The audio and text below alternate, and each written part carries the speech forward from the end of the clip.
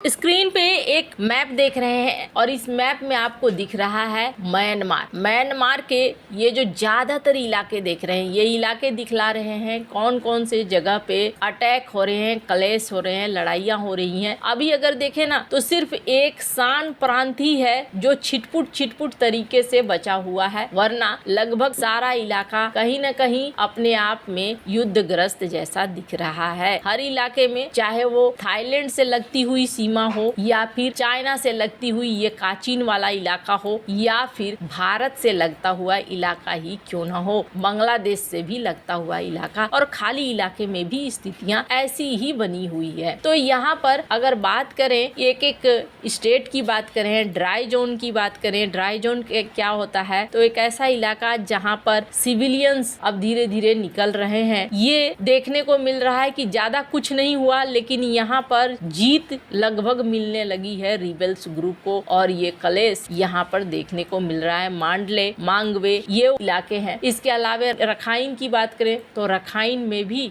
स्थिति एकदम से बदली हुई है। यहाँ पर काफी हद तक रखाइन में अराकान आर्मी का कब्जा हो चुका है। रखाइन को लेकर ये कहा जाता है कि रखाइन अब एक ऐसा जगह बन चुका है जहाँ पर वापस से सेना का कब्जा होना बड़ा मुश्किल है, और बांग्लादेश से लेकर रखाइन तक एक कॉरिडोर बनने की भी बात हो रही है। भारत के लिए भी ये महत्वपूर्ण है। चीन का इलाका, जो ये चीन का इलाका है, ये भारत से लगता हुआ है। ऐसे जगहों पर भी विद्रोही ग्रुप अब हैवी तरीके से आगे बढ़ रहे हैं। तो ऐसे में म्यांमार को लेकर देखने को मिल रहा है कि चाइना का कुछ अलग ही प्लान था, लेकिन वो प्लान अब चाइना के ऊपर भारी पड़ता हुआ दिख रहा है। चाइना की एक बड़ी महत्वाकांक्षा यहाँ पर फेल होती हुई नजर आ रही है। जानेंगे चाइना को कैसे झटका मिला है और किस तरीके से जुंटा के बाद अब किन लोगों ने इन्हें सबसे बड़ा झटका दिया है। तो वहीं डोनाल्ड ट्रंप ने म्यांमार को अपनी लिस्ट में क्यों शामिल किया है, और इन सब के बीच में भारत और अराकान आर्मी के बीच में क्या बातचीत चल रही है। जियोपॉलिटिक्स में बहुत कुछ चल रहा है, हमेशा की तरह जानने को मिलेगा बहुत कुछ। वीडियो शुरू करने से पहले मैं चाहूंगी कि आप चैनल को जरूर सब्सक्राइब कर लें और वीडियो को लाइक और शेयर करना न भूलें। खैर, एक बड़ा ही चर्चा का विषय बन गया है डोनाल्ड ट्रंप द्वारा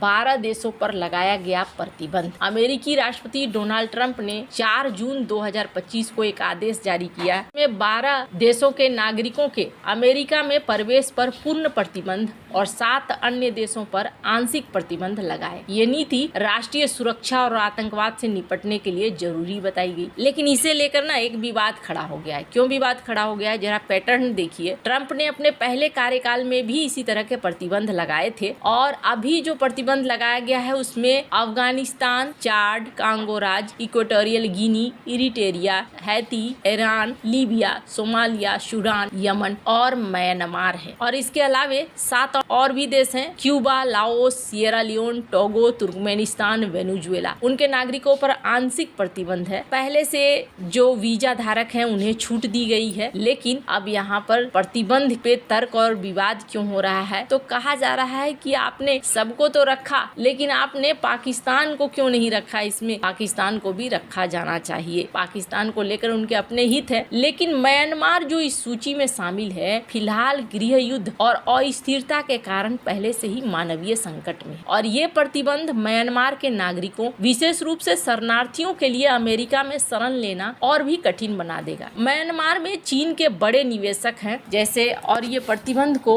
और भी ज्यादा प्रभावित कर सकते हैं। 2017 की तरह इस प्रतिबंध से वैश्विक आलोचना की भी संभावना है। 2017 में भी इसी तरीके के प्रतिबंध लगाए गए थे, जिसके बाद बहुत सारा विवाद होने लगा था, और एक बार फिर से ये विवाद हो रहा है। पर म्यांमार सिर्फ एक समस्या से नहीं घिरा हुआ है। अभी म्यांमार में जिस तरीके से 2021 के तख्ता पलट के बाद परिस्थितियां बदली हैं, हमने आपको मैप में दिखलाया कि कैसे पूरा सीन बदल गया है। अब सेना के हाथ से लगभग चली गई है म्यांमार की ताकत, और ये रिबेल्स ग्रुप के हाथों में आ गई है। इसका शुरुआत किसने किया, तो माना जाता है कि चाइना का एक समझा हुआ पूरा प्लान किया हुआ तरीका था, जिसके बाद तख्ता पलट हुआ और तख्ता पलट के बाद इन्होंने सोचा था कि सेना के हाथ में आ जाएगी ताकत, और सेना के हाथ में जब ताकत आ जाएगी तब हम इनके खनिज संपदाओं का खनन करेंगे। और कहा जा रहा है कि इस मामले में सफल भी हो गया था काफी हद तक चाइना। इस मामले में चाइना इस हद तक आगे बढ़ गया था कि चाइना ने माइनिंग शुरू कर दी, और माइनिंग भी बड़ी बेदर्द तरीके से सेना के जरिए म्यांमार में कथित तौर पर तख्ता पलट करवाकर देश की दुर्लभ खनिज संपदा को लूटना शुरू कर दिया। कहते हैं कि म्यांमार में कुछ ऐसा हुआ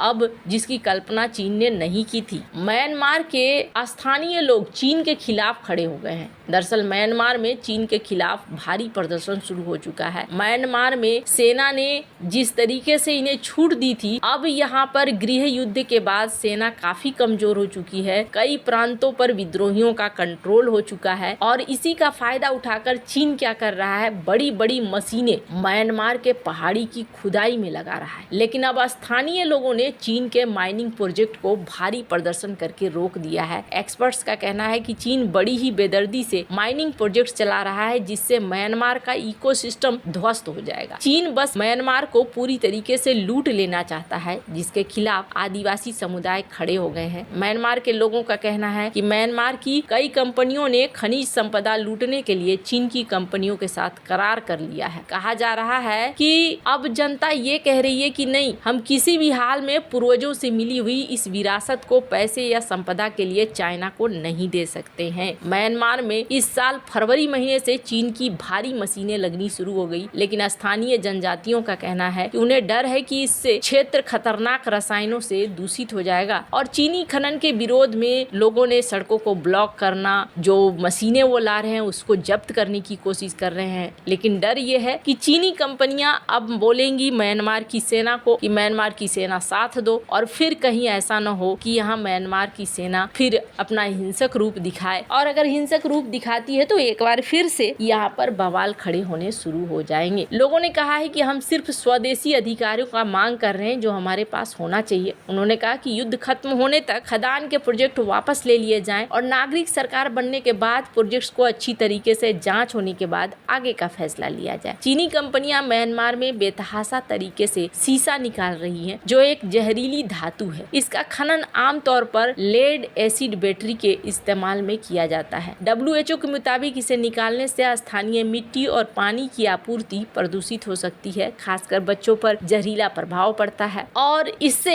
म्यांमार की स्थिति भी खराब होती है। खैर, अब फिलहाल तो यहाँ पर चाइना के लिए मुसीबत खड़ी हो रही है, पर भारत के लिए भी ऐसा नहीं है कि स्थिति आसान है। खुद रखाइन को लेकर दुविधा में है भारत भी, और भारत के साथ साथ बांग्लादेश भी। यहाँ पर मानवीय कॉरिडोर बनेगा या नहीं बनेगा, ये तो बांग्लादेश का अपना फैसला होगा और म्यांमार का। लेकिन यहाँ देखने को मिल रहा है कि अराकान आर्मी ने कथित तौर पर काफी बड़ा कब्जा कर लिया है, जिसके बाद दोनों ही देश अराकान आर्मी से लगातार संपर्क में हैं कथित तौर पर इन आर्टिकल्स के अनुसार, और बातें कर रहे हैं कि किस तरीके से यहाँ पर होने वाला परिवर्तन दोनों देशों को प्रभावित न करे। वैसे आपको क्या लगता है, इन सब मामले में आपकी क्या राय है, कमेंट कर जरूर बताएं। जल्द मिलते हैं अगले वीडियो में नई खबर के साथ।